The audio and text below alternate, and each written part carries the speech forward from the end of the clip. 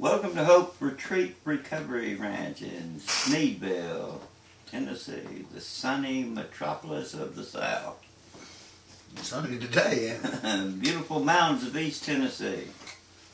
We're in a real-life counseling session with Nauthetic counseling as opposed to psychiatric or psychologist counseling with David.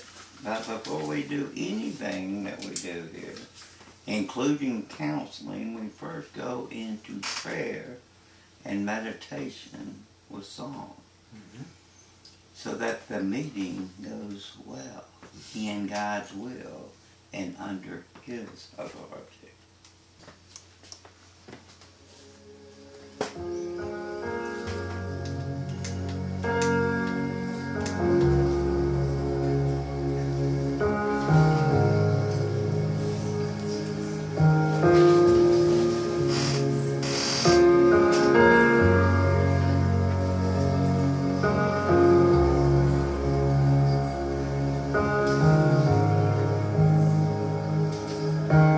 We want God's presence in everything, and He is here. Moving in our midst, I worship you, I worship you. You are here, working in this place. I worship you, I worship you. We'll sing it again.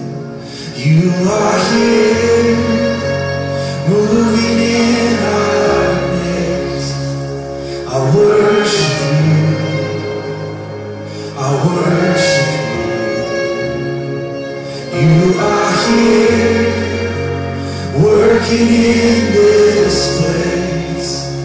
I worship you, I worship you. You are waymaker, miracle worker, promise keeper, light in darkness. My God, that is who you are. You are waymaker, miracle worker, promise keeper, light in darkness. My God, that is who you are. You are here, touching every heart. I worship you, I worship you. You are here, healing every heart. I worship you, I worship you. You are here, turning lives around. I worship you, I worship you. You are here, mending every heart. I worship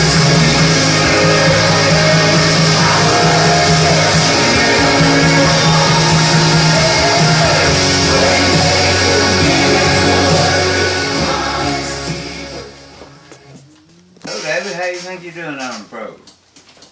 I think I'm doing real well. I'm praising the Lord for my helping gifts. You're what? You're what? I said I think I'm doing real well. I think you are too. I'm very happy with it. Well, thank you.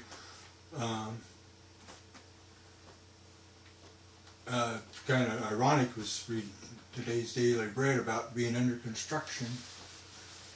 Under construction. It talks about, you know, a gentleman, the author was driving through a road zone, construction zone. It seemed like it was taking them forever to get it finished. It was on one of his main For routes. some reason, construction workers on roads seem to take a long time. I guess that's why it's so expensive. A bridge. How many millions of dollars to build a bridge? Very, very. Good thing we don't need a bridge there. Anyway, it talks about the our walk in Jesus, you know, he was saying he wanted us to hurry up and mature and be more mature in the faith, and then he realized that, you know, Takes time. it takes time, and it's not completely finished until we see Jesus face to face. Mm-hmm. We're under construction. And so it's just, you know, kind of... Until we become the fullness of Christ. Whoa. So that's, you know, just, I think I'm slowly getting better, and I'm, hopefully I'm doing a service, being a servant to everyone here. Oh yeah, you're doing a great job. Looking forward to helping, being part of the member body here to Ministry of Hope Retreat. Very good. A viable member. And So what do you think is the difference between Hope Retreat recovery, a Christ-centered recovery, as opposed to a clinical, faith-based recovery? This question sounds familiar. I think I got it yesterday. well, That's the road. this is just, I've never been to one faith-based one before, but the stories that I've heard from you folks here, and just like that, is they do not tell the healing power of Jesus. Well, I think that song says it all. He is here. Right. I think a lot of people, a lot of folks in the Mending every heart. a lot of folks in the secular mental health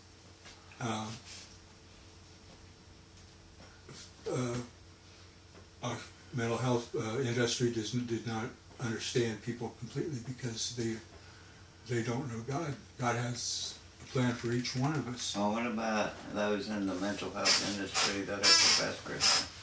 Well, they're They still say, no, they got to be on this medication for life. well, I think they're denying their faith. Whoa, that's kind of like being ashamed of him. Blasphemy. Well, I mean, I think they're not. They're just doing it. It doesn't seem like they need to reevaluate their vocation. Well, there's a lot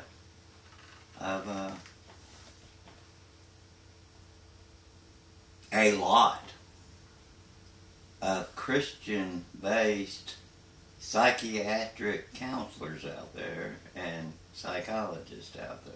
Right. Oh, so they don't prescribe medication, they prescribe Jesus? No, they prescribe medications too. Well, you know, that one speaker we listened to, that one pastor who had that big church in Washington, D.C., you know, he talked about being on anxiety medication for a while, and he I think the most interesting fact, he realized that it was not a cure, Right. just a bridge. And we at Hope Retreat, if someone comes here on psychiatric medication, we'll take them down to Hancock County Mental Health Clinic and get their meds. We believe with all our heart that the mental health industry has a place, if they'll just be a bridge. Right. But they call themselves the solution of all.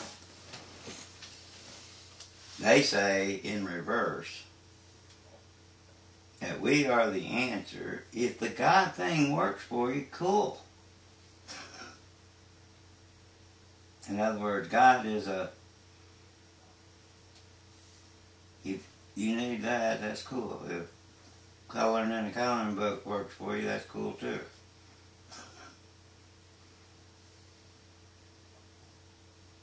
Yeah. Huge difference. However, the mental health industry is a multi-trillion-dollar a year industry. You suppose you wanted to stay there? Yes, at all costs. Well, you always, follow the money trail. I think that they're going to tell somebody they're crazy when they ain't. Well, it gets back to who defines normal. Yeah. And my old cliche, I despise seatbelts, so I don't wear them. If the mental health industry comes up with a pill that zaps me or something, if I don't wear my seatbelt, will they then say, not wearing your seatbelt is abnormal? You have a mental illness. How did drug addiction get into the mental health industry? Well, they just created a drug that they could sell to the insurance companies and other ways to more addictive than the drugs that come in on themselves. Yeah. Are you talking about? They say all mental illness is a chemical imbalance. Right. Well, someone using, they got a chemical imbalance. You stop using, got to make it right. Right. Well, I mean, it's like Suboxone. Suboxone, it's just as more addictive than the Oh yeah, Suboxone is one of the hardest medications to get someone off of here in professional recovery. Yes, they'll leave. I mean, they gotta have it. They just can't stand it. However, many people on Suboxone don't think they have an addiction. Mm-hmm. They think, well, it's curing me. But it's the same thing with opioids. Right. It's just a synthetic opioid. Right. So, what about the morphine clinics? That's organized by the mental health industry. Oh, methadone? Yeah, methadone clinic. Methadone. Well, just a different way to get more money. It's Big Brother being a drug pusher. That's all it is. Yep. So what's your thinking on Christ-centered versus... Well, let me ask you this. Does someone who's never been diagnosed with a mental illness and has absolutely no addiction, could they still be broken in some way that needs recovery? Yes, one prime example. Yeah. I was, last 4 years was really a toll on my mental my mental being and my physical being and my spiritual being. A lot of it I brought up on myself, but still it's come to a point where I was at the bottom. You were broken. At the bottom of my barrel. At the bottom of the barrel, and I needed to get out of the situation. By the way, it's your night in the barrel. That white one's down by the trailer or something. Yeah. You don't want to be in the barrel, brother. Anyway. But all in all, I think Well, why didn't you go to mental health? Why did you come here versus going down SNEEDVILLE and going to see Mitch over at mental health Probably clinic? closer walk. Well, Was this closer? Well, I've known you folks before, and I believe God destined me to be here. Amen, bro. Good answer. Good answer. So how long you been here? You went on the program April 1st. Now David's another guy who's been on the program just a very little time and is already a student at the university training. I think he's training to be an educator here. He had a prophetic word about that. I don't know where he's at. Where are you at on that now?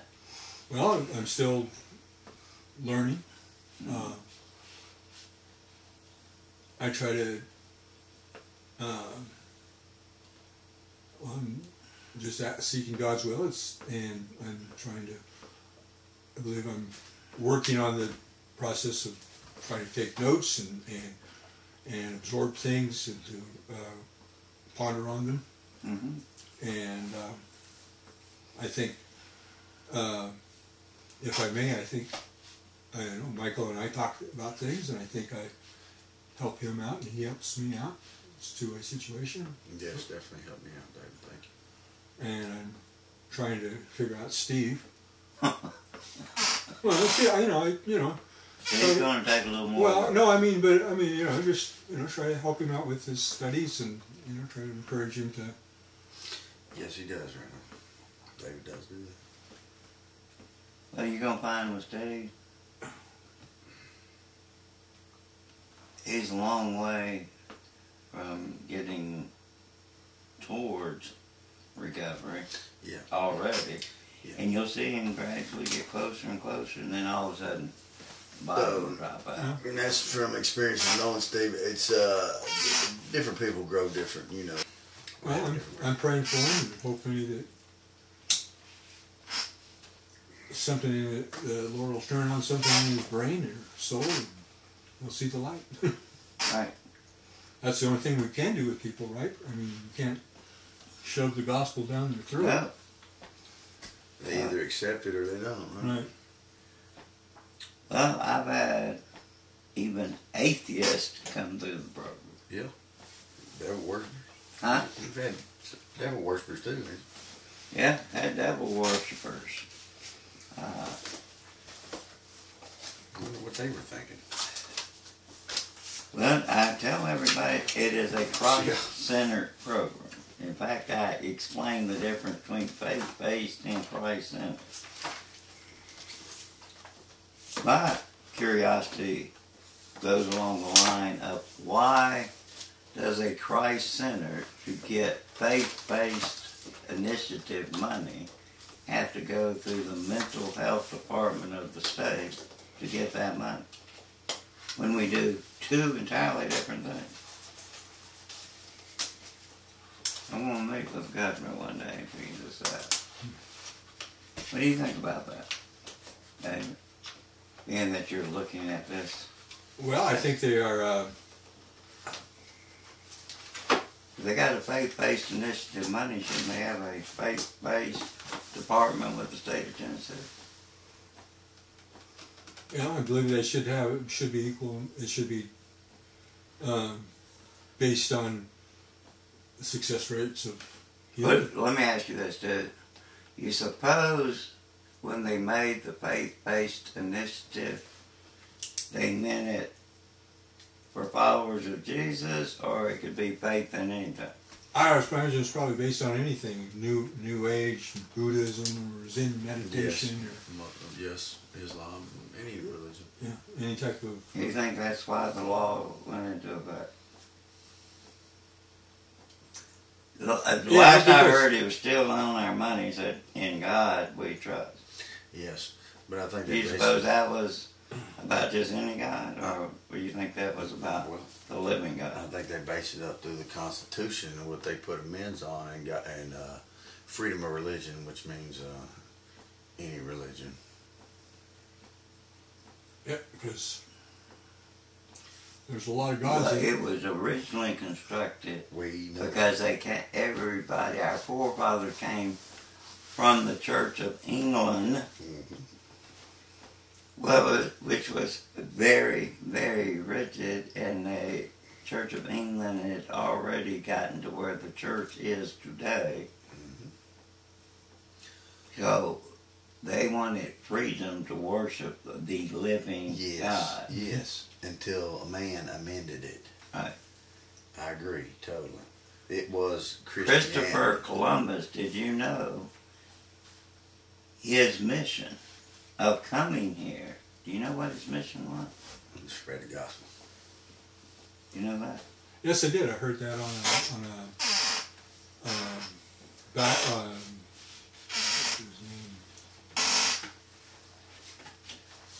Oh, it was a Christian radio program I was listening to.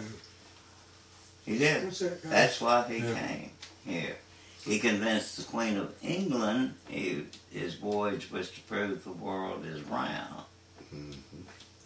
You know, the Bible was round a long time before man did. Yep. Yeah. Isn't that interesting? You were branded a heretic. You could have been put to death if you said anything different. And the earth revolted, they said, and it was also a teaching of the prominent church of the day that the universe circled the earth rather than... Yeah. And the earth circling in the solar system. I know when I went back to school and got my MFA in filmmaking, I had to study. Of course, I was going back to school to teach on the collegiate level what I'd done all my life to help support the ministry, was why I got on this educational thing. And to teach on a collegiate level, you have to have doctorate degrees. But in studying filmmaking, you have to study the history of filmmaking. And you know, there were Russian filmmakers without coming right out and saying anything about Jesus and all that. Of course, in Russia, you work for the government. Everybody works for the government. Right. So everything has to be financed through the government. So the government of communist Russia was financing this filmmaker to spread the gospel of Jesus Christ around the world. To give you an idea, such films as Star Wars is a redemptive film. Yeah. Lord of the Rings is a redemptive. Yes, and the one with the lion, with the Narnia. Oh, Very redemptive. The Oh, lion is Jesus. Yeah. Yes. Screwtape Letters is a very good book for me. Narnia is one of my favorites. Yeah. Screwtape Letters is pretty interesting. Narnia is the exact gospel of Jesus Christ. Oh, yeah. So anyway, what got us on that subject? Good movie. Well, we're reaching a point. Michael's got less than 60 days to graduate. I'm seeing the two of you as what could realistically be the first Hall of Fame company graduating. Have we arranged it together or in unison? No, you'd like him to graduate with me? Not with you necessarily, but y'all being a... Would you want David as... I could see him Or would progressing. you rather have I can Steve? see him progressing earlier because of his knowledge in the Word, and I think it's more advanced than mine in certain areas because that's going to be his field of operation, where mine will be somewhere else. But yeah. I mean, where do you think we're at on that? Again, you do understand, you're a painting resident. The work program is for those, the work program here on the ranch is for those moving into management on the ranch. I mean, where's your head, where's your heart as far as 1st of April, you didn't know what you wanted to do, really? Well, You know, you can take these classes. I mean, do you foresee yourself as an educational director of students?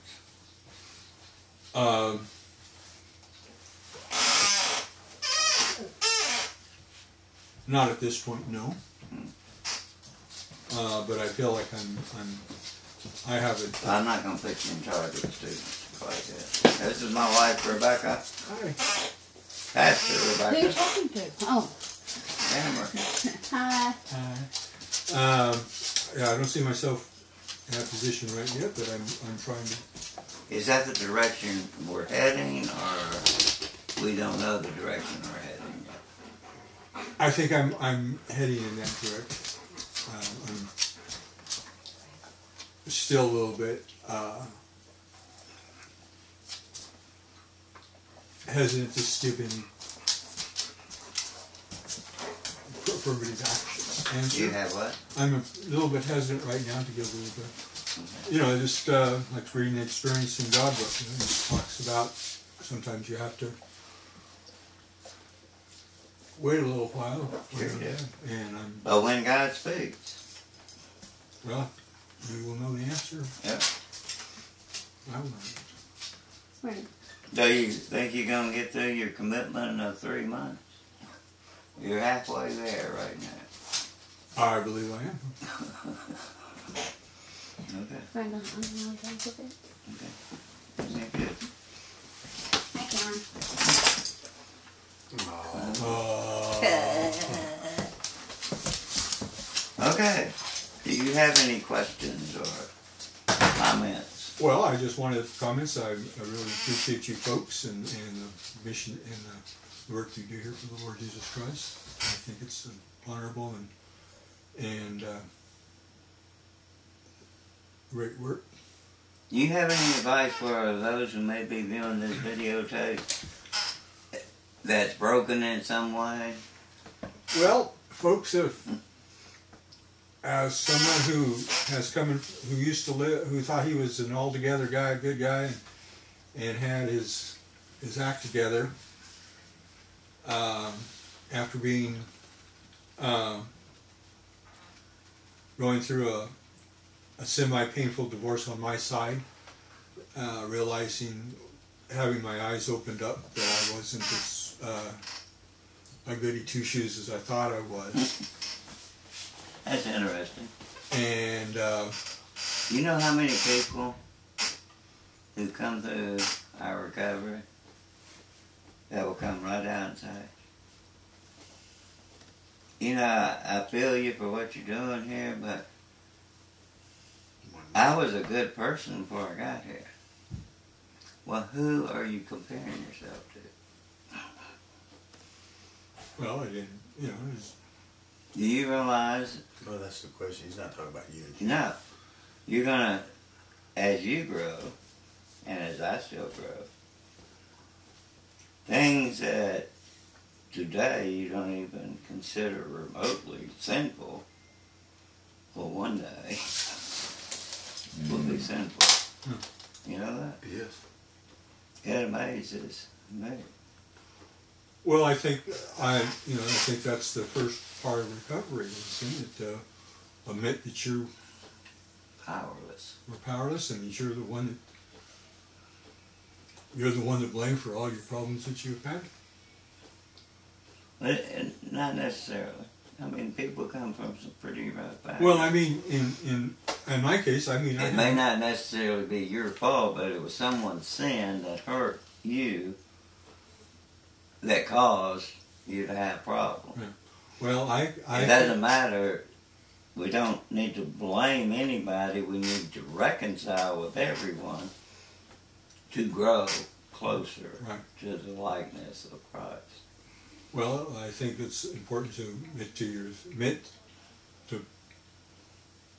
But a lot of our biggest problems